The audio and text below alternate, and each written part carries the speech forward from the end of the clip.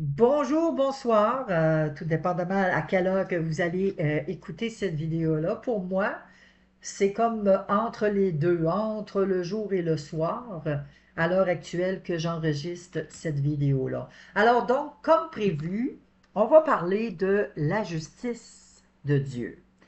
On sait que Dieu, c'est un Dieu d'amour, que Dieu nous aime, Dieu a tant aimé le monde qu'il a envoyé son Fils Jésus pour nous sauver. On le sait, Jean 3,16, on le cite, c'est le verset le plus cité de la Bible. Mais on oublie aussi de parler de la justice de Dieu. Non seulement Dieu est amour, mais Dieu, c'est un Dieu qui est juste et c'est un Dieu qui va faire régner et établir sa justice. Donc, comment dois-je poursuivre la justice de Dieu dans ma vie quotidienne? Parce que c'est un travail à tous les jours. On doit rechercher non seulement l'amour de Dieu, mais on doit aussi rechercher la justice de Dieu dans tout, dans tout, parce qu'il y a un équilibre. Là, c'est comme si on était comme trop dans l'amour. Oh, l'amour, l'amour, l'amour, l'amour. Mais on oublie qu'ici, qu'il y a une justice, là. Jésus s'en vient, là. Jésus va arriver bientôt. Oui, il va venir chercher son épouse, les vierges sages, celles qui sont prêtes. Il va venir les chercher, mais celles qui sont pas prêtes, là, ils vont rester là. Et ça va devenir de plus en plus difficile sur la terre de donner sa vie à Jésus. Parce que là, le diable va se déchaîner. Il va se déchaîner. Encore plus, on voit à l'heure actuelle la violence, tout le mal qu'il y a présentement sur la terre.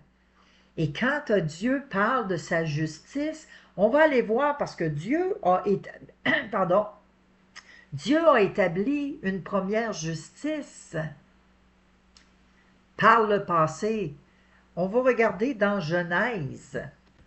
Genèse 6. On va regarder ça ensemble avec le verset 8 et 9.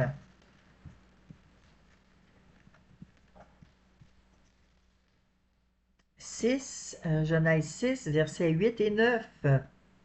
Mais Noé trouva grâce aux yeux de l'Éternel. Voici la postérité de Noé. Noé était un homme juste et intègre dans son temps. Noé marchait avec Dieu. Noé engendra 3 fils, Sem, Cham et Japheth. Alors, il y avait 3 fils et Noé était un homme juste, un homme intègre, qui n'avait pas dans ce temps-là. Il était intègre parmi ses contemporains et il marchait avec Dieu. Je vais me mettre un crayon ici, là, puis je vais aller dans le psaume 119.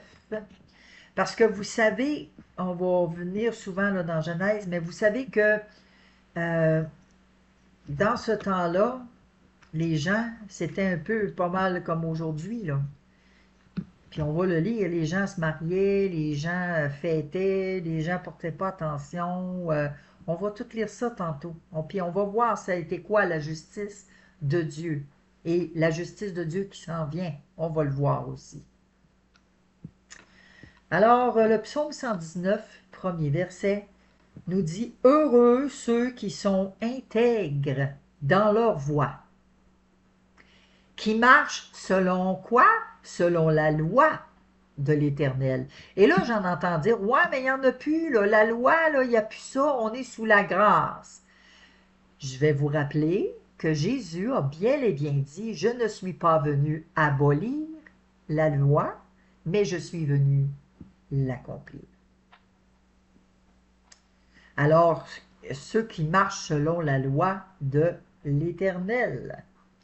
Heureux, Heureux sont ceux qui sont intègres dans leur voie, comme Moïse. Pas Moïse, pardon, comme Noé. Moïse aussi est intègre, mais Noé était intègre aux yeux de Dieu.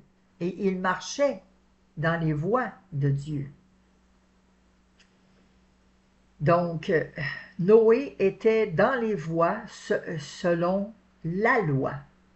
On retourne dans Genèse, on va aller Genèse 6 encore, et on va lire versets 11 à 14.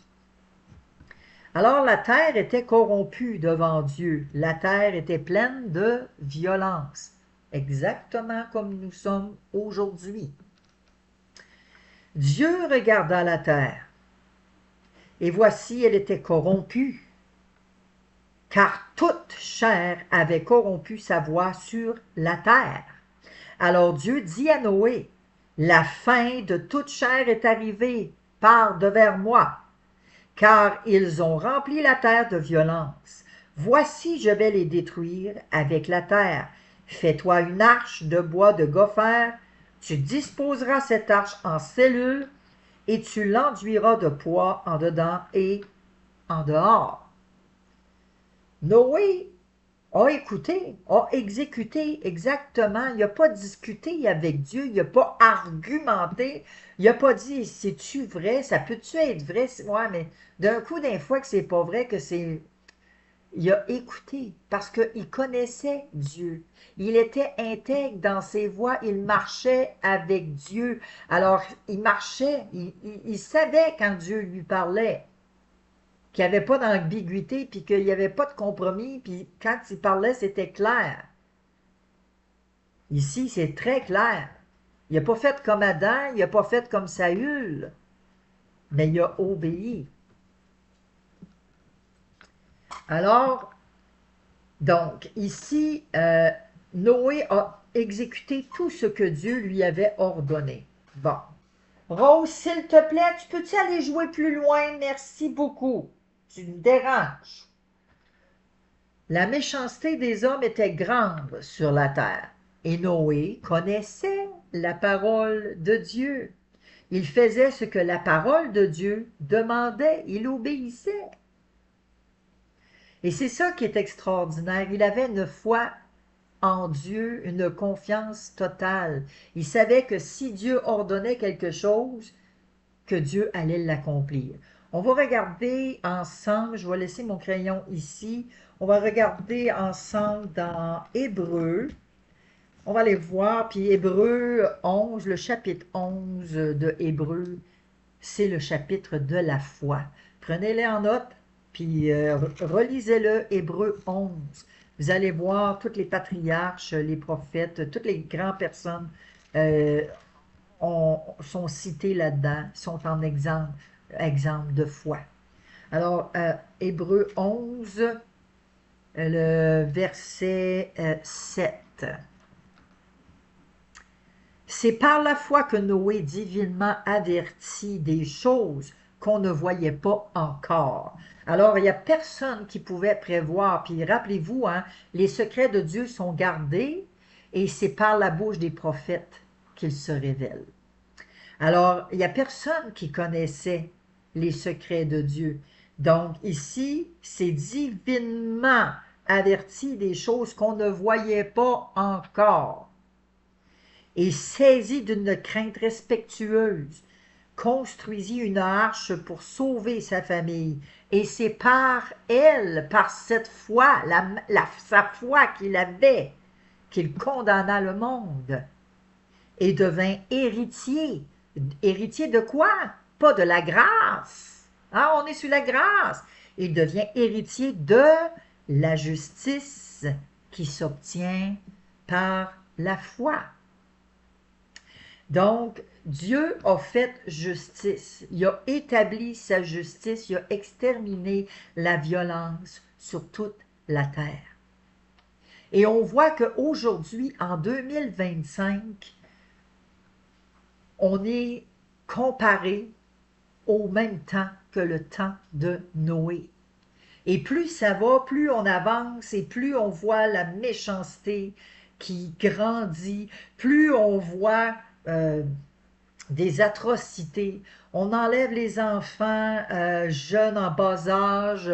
On commence à leur enseigner déjà la sexualité dans les écoles à l'âge de 4 5 ans. Excusez. Et on retire les enseignements de Dieu parce qu'on ne veut pas parler de ça. Hein. Quand on parle de Dieu, hey, on lui lave le cerveau. Mais par contre, parler de sexualité, oh, ça, c'est pas un lavage de cerveau, là. On va enseigner des futilités, des mensonges à nos enfants, ça, c'est des mensonges, que ça, c'est des lavages de cerveau.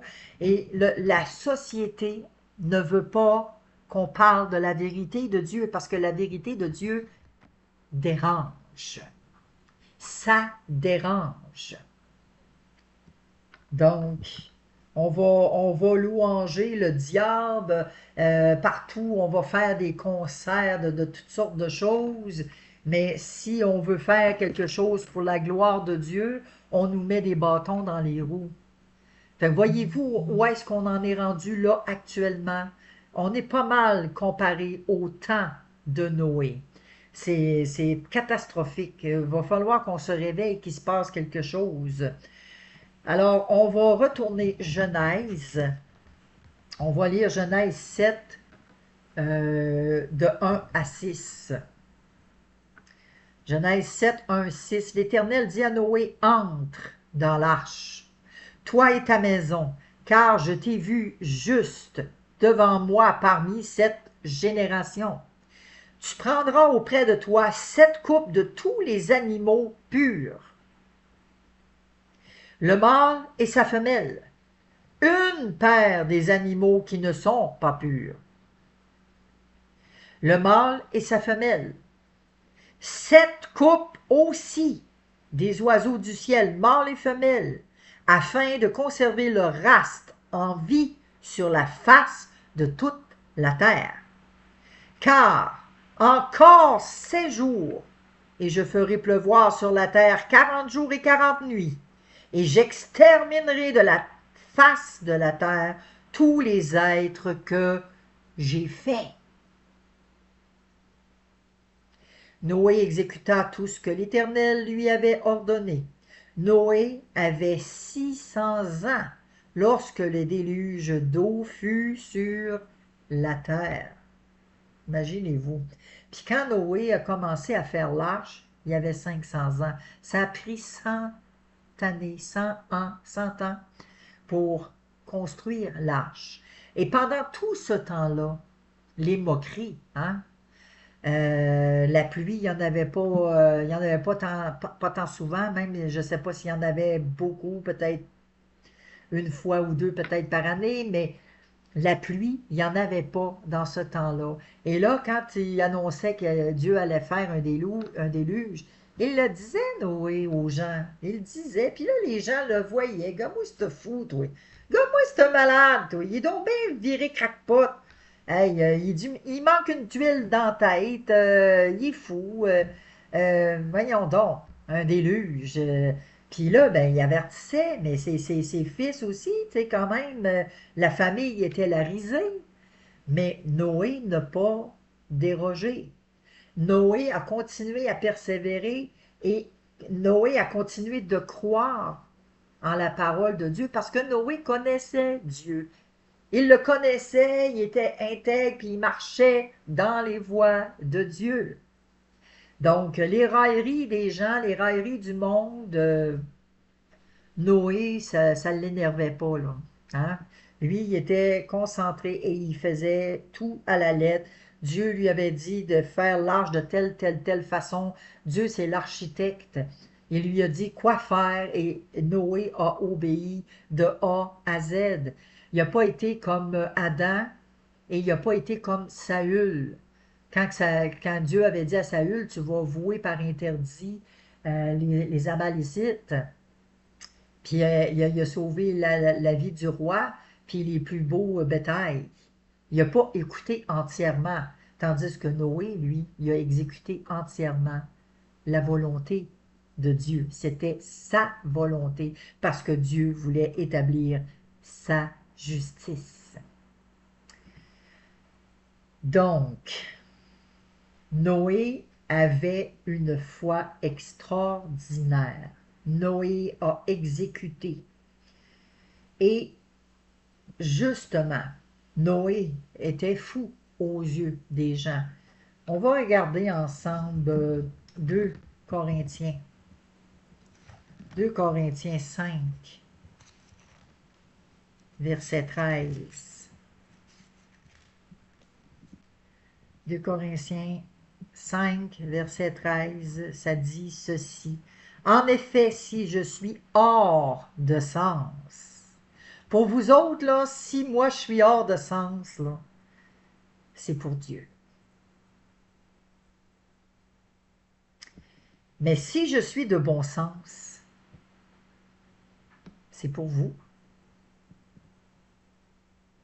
Tu sais, fait qu'il devait dire, hein, voyons donc, t'as perdu la tête.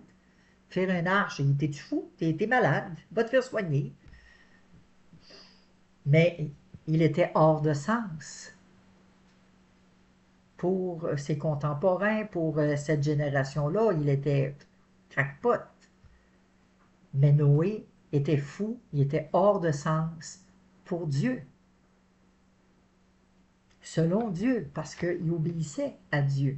Et aujourd'hui, comment est-ce qu'il y en a qui ne veulent pas perdre la face, qui ne veulent pas se faire dire, ben, il est folle, il est fou, lui. Moi, je me suis fait dire à un moment donné, toi, tu es trop zélé. Ben, gloire à Dieu. Gloire à Dieu. Si moi, là, je suis trop zélé, amen. Merci Seigneur. J'aime mieux être trop zélé pour Dieu, passer pour une zélée aux yeux du monde, elle puis sa religion, là. Merci Seigneur.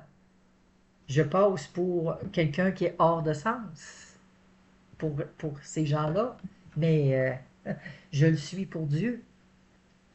Je suis dans tout mon sens pour Dieu. Extraordinaire. Donc, il y en a beaucoup qui ne veulent pas perdre la face, qui ne veulent pas s'impliquer, qui ne veulent pas, ou que, tu sais, ils ont vécu des choses. Hein. Vous savez, il y a beaucoup de chrétiens qui ont vécu des épreuves, puis ça a occasionné des choses sur leur famille, puis bon. Et là, ben, ils ne veulent pas trop s'impliquer, hein, parce que là, on a assez souffert, là, nous autres, on s'est fait assez rire de nous autres, on ne veut plus vivre ça. Ah, on ne veut plus vivre ça. Alors, ils ne s'impliquent plus, ils arrêtent, ils ont subi, ils ont vécu des railleries, des moqueries, et à cause de ça, ils ont décidé qu'ils ne faisaient plus rien. Ça marche pas, hein? On le voit là, ici, là, ça marche pas. Ils ne sont pas intègres dans leur voie. Il faut être intègre. Coûte que coûte, peu importe ce qui arrive. Moi, à un moment donné, il y a quelqu'un qui m'a dit, écoute, dis-moi mon chat, si quelqu'un faisait du mal à mon chat, qui tuait mon chat, je le prendrais pas. Ben moi, si quelqu'un fait du mal, je m'excuse, je l'aime mon petit chien, là. Tu vois, là, elle a arrêté de jouer hein, tantôt. J'ai dit, tu me déranges. Elle jouait avec son jeu, mais là, elle est correcte. Je l'aime. Elle fait partie de ma famille. C'est comme mon bébé. Je l'aime au bout. Elle a 5 ans. Mais il arriverait quelqu'un qui me dirait, regarde, là, si tu renies Jésus-Christ, là, sinon je vais tuer ton chien. Ben, tue mon chien. Tue-les, parce que moi, je renierai pas Jésus-Christ. Tue-les. Ça va me faire de la peine, oui, mais garde. Moi, là, je veux pas perdre Dieu. Mon trésor, c'est Dieu. Ouais, mais là, la personne, elle me dit, ouais, mais là, ouais, t'es dur pas mal. Non, non, je suis pas dur. Je suis intègre. Je sais qu'est-ce que Dieu demande, c'est ça. Et j'essaie d'être intègre le plus possible, de ne pas déroger. Ouais, mais là, si quelqu'un arriverait et il dirait, ben, je vais tuer tes petits-enfants si tu renies pas Jésus, ben, tue-les. Qu'est-ce que tu veux que je te dise? Tue-les.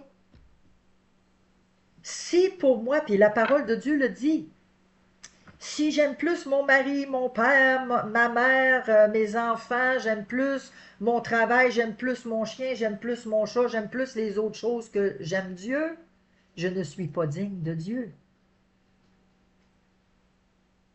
Je ne suis pas digne. Et là, ben, cette personne-là, elle a vu, tu sais, quand même que j'étais un petit peu crackpot, là. J'avais pas de sens à ses yeux. Ben voyons, ce qu'elle dit, elle n'a pas de sens. Elle n'a pas de conscience ou elle n'a pas de cœur. Hein? Souvent, ah ben, elle n'a pas de cœur, elle est insensible. Ou, non, non, non, non, non, non, non, non. Je suis ancré dans la parole de Dieu. C'est différent. Je suis ancré dans la parole de Dieu, puis je marche le plus possible dans l'intégrité. J'irai pas flocher à droite ni à gauche parce que j'ai peur de qu'est-ce que l'homme peut faire. J'aime mieux craindre Dieu que de craindre l'homme.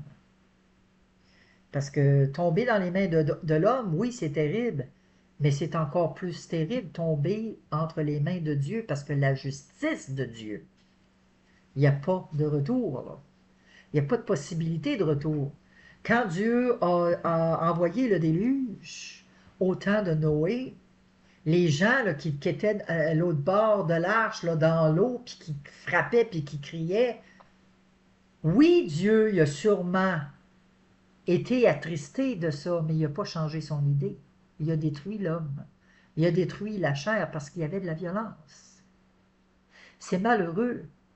Mais les hommes avaient entendu parler. Noé en parlait. Ils voyaient Noé. Hey, ça a pris 100 ans à construire l'arche.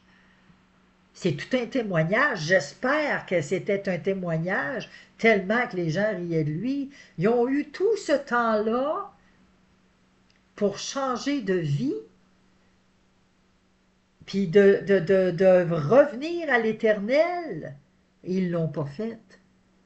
Alors, c'est un peu comme aujourd'hui, là. Aujourd'hui, les gens font la même chose. Donc, c'est comme un avertissement, c'est un enseignement d'avoir le même état d'esprit. Vaut mieux être, excusez, il vaut mieux être insensé aux yeux des hommes et avoir du sens aux yeux de Dieu. C'est un enseignement à avoir un état d'esprit. Donc, et par la connaissance, le juste sera délivré.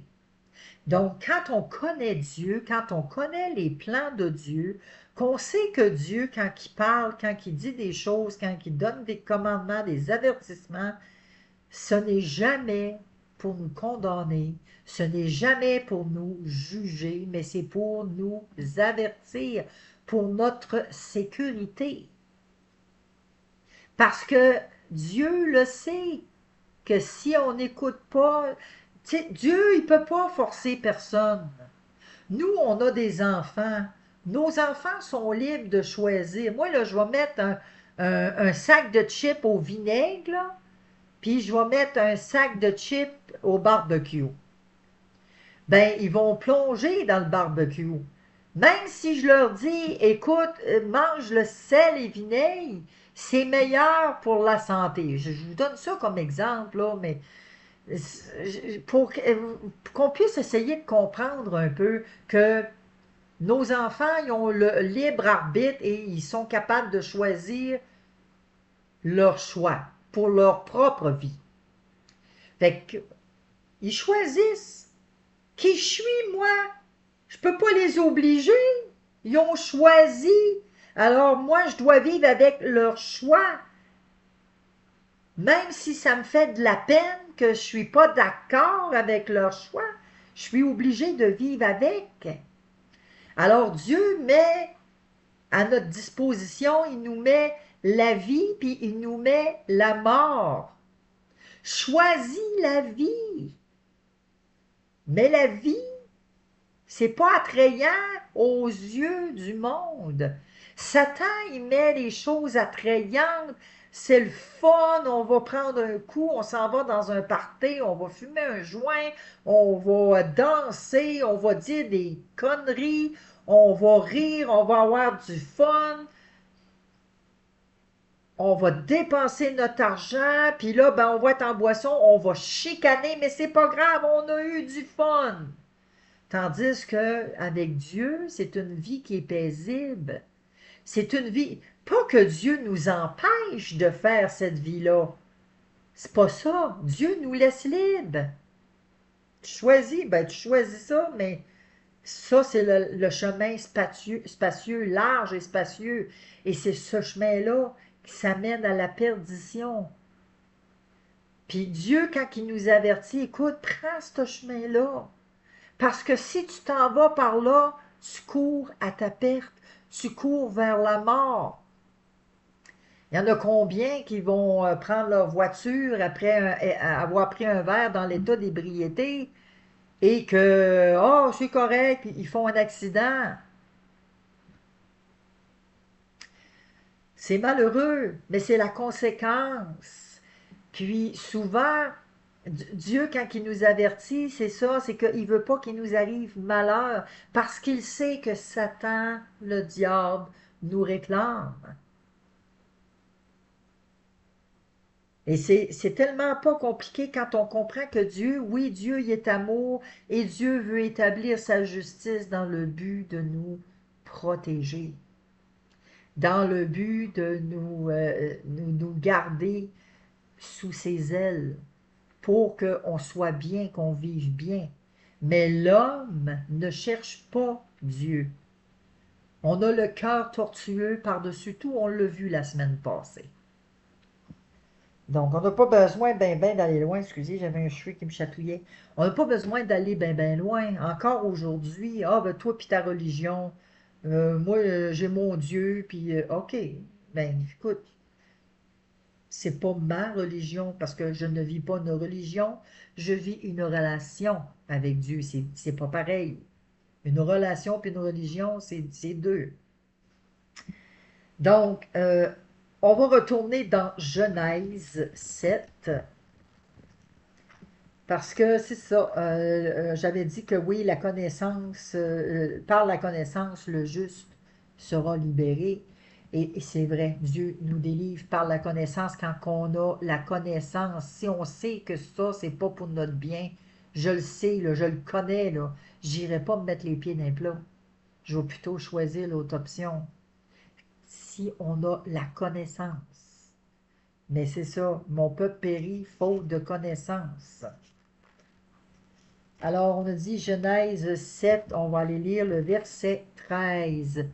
Ce même jour, le même jour que là, la pluie a commencé et tout ça, que aussitôt que les animaux ont rentré, que la famille a commencé à rentrer, on le voit, entrèrent dans l'arche Noé, Sem, Cham, Japheth, fils de Noé, la femme de Noé et les trois femmes de ses fils avec eux.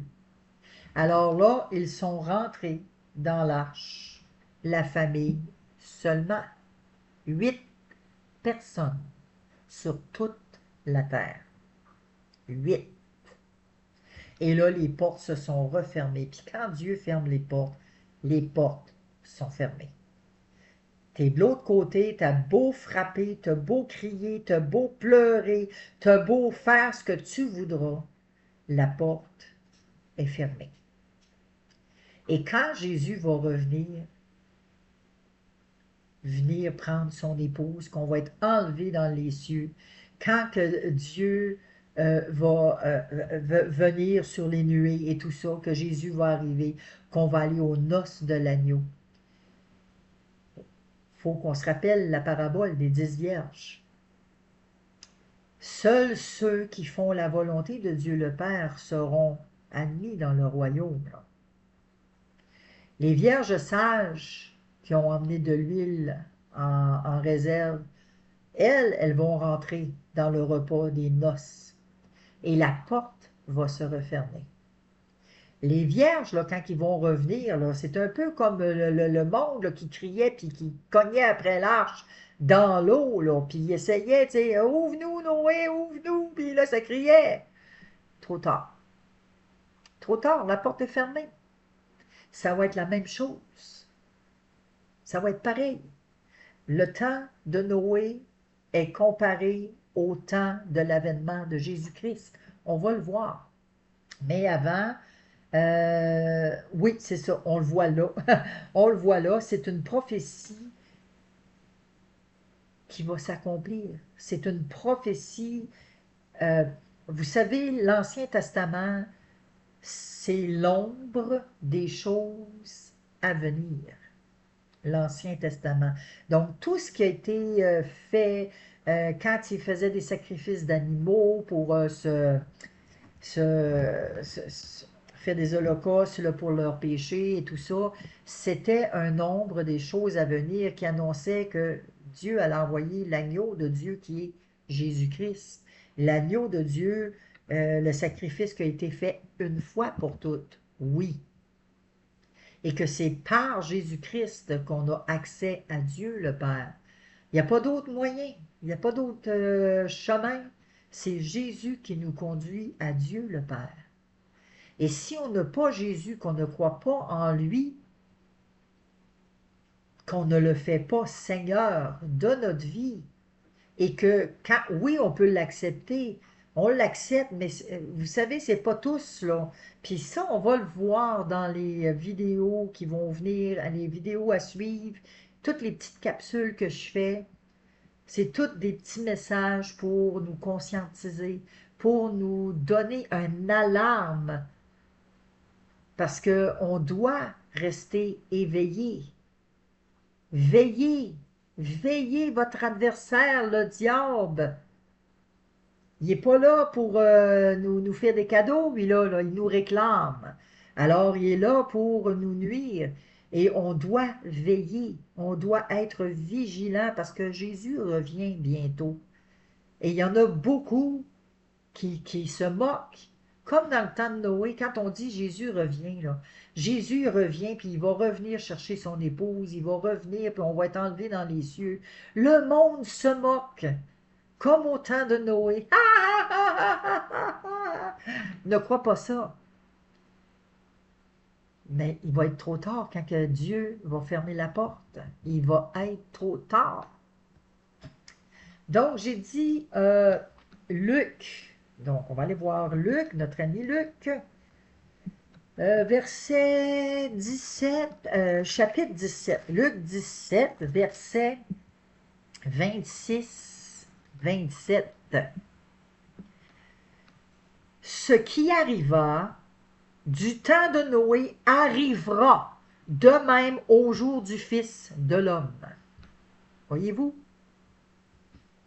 C'est Jésus qui le dit, là. C'est paroles de Jésus qui dit. Donc, ce qui arrivera du temps de Noé arrivera de même au jour du Fils de l'homme. Les hommes mangeaient, buvaient, se mariaient et mariaient leurs enfants, jusqu'au jour où Noé entra dans l'arche. Le déluge vint et les fit tous périr. Ça devait être atroce d'entendre les cris de ces gens-là, l'autre bord de la porte, crier. Il y a des gens, Noé, sa famille, ses enfants, ils devaient pleurer, ils devaient être atrocement défaits complètement. Une compassion pour ce monde-là qui est en train de périr. Ben voyons donc, penses-tu que Dieu, il va faire périr le monde, puis que le monde va aller périr en enfer? C'est pas Dieu qui envoie le monde en enfer, c'est le monde qui choisit le chemin large et spacieux. C'est le monde qui est tortueux, c'est le monde qui... On a le choix. Tu choisis Jésus-Christ, si tu choisis Jésus-Christ, tu as la vie. Mais si tu ne le choisis pas, tu veux continuer à faire ta vie, ben, je suis désolé. Tu viens de faire ton choix, c'est pas Dieu qui t'envoie en enfer, c'est toi qui choisis d'y aller. Par ton propre choix. Donc, c'est une prophétie pour nous aujourd'hui. Et on doit avoir la parole de Dieu et on doit avoir la prière. On doit prier. On doit demander au Seigneur la direction. On doit lui demander à tous les jours, Seigneur, regarde si je suis sur une mauvaise voie. Regarde si je marche dans un mauvais sentier, si mes pensées sont autres que les tiennes. Ramène-moi vers toi. Ramène-moi sur le sentier de ta vérité, Seigneur. Je veux connaître ta volonté. Je veux faire tes volontés. Je veux être intègre dans mes voies. Je ne veux pas être dérogé d'un côté comme de l'autre. C'est notre responsabilité. Et vous savez, on a besoin d'entendre des petits messages comme ça. Pas parce qu'on veut marcher par la peur. Dieu, il veut pas nous faire peur. C'est pas par la peur. Je veux pas vous faire peur non plus. Mais je veux conscientiser les gens à faire attention. Le Seigneur nous demande d'être des vierges sages. Et je crois que ces messages-là, c'est pour nous aider à être des vierges sages, à pouvoir veiller, à pouvoir faire attention, parce qu'on sait que dans Matthieu 25, euh, je pense que c'est le verset 5, ça dit que toutes les vierges, toutes, s'assoupirent et s'endormirent. Et que là, Jésus, il revient pendant la nuit et que, oups, ben là, il parle du marié, mais on sait que c'est Jésus, et que là, les vierges se réveillent, et celles qui sont sages, qu'on est avertis, là, on s'avertit, là. Celles qui sont sages, qui sont averties, qui ont emmené de l'huile. De l'huile, c'est la parole de Dieu, là. On emmagasine la parole de Dieu. Tandis que les vierges sages, eux, les autres se sont assis sous la grâce, parce qu'on est sous la grâce, on fait rien, tout est accompli, il n'y a pas de condamnation pour ceux qui sont en Jésus-Christ, moi je suis sauvé. Mais ça s'arrête là. Mais les vierges sages qui scrutent la parole de Dieu, qui vont aller chercher les profondeurs de Dieu pour connaître le cœur de Dieu, connaître le caractère de Dieu. Qu'est-ce que Dieu demande? C'est tellement pas compliqué. Dieu, ce qu'il veut, c'est qu'on obéisse. L'obéissance. Point. Dieu dit ça, obéis. Argumente pas. Obéis. Prépare-toi. C'est ce que Dieu nous demande de faire. Donc, c'est ce qui complète notre petit enseignement d'aujourd'hui. Et on va se voir la semaine prochaine. Moi, ben, je vais réenregistrer prochainement. Et on va savoir comment est-ce que la prière nous rend juste. Pardon, comment est-ce que la prière nous rend juste? C'est ça. Donc, on va regarder ça, voir comment est-ce qu'on peut être reconnu juste par la prière. Donc, sur ce, bon, on se laisse là-dessus, en espérant que ça va vous encourager, que vous allez scruter vos Écritures cette semaine. Allez voir, je vous les ai donnés les versets, lisez, demandez au Saint-Esprit, demandez à Dieu, Seigneur, éclaire-moi. Seigneur, montre-moi si je suis sur la mauvaise voie. Viens m'éclairer, que je ne sois pas comme les gens dans le temps de Noé qui vont être l'autre bord de l'arche, je ne serai pas dans l'arche. Ou que je ne serai pas l'autre bord de la porte, puis que les vierges sages, eux autres, vont être dans les noces de l'agneau. Je ne veux pas être là, puis cogner à la porte. Seigneur, Seigneur, fais-moi rentrer. Mais je veux être là quand le Seigneur va arriver. Je veux être avec lui. Donc, sur ce, ben, bonne semaine, bonne méditation sur la parole de Dieu. Soyez bénis.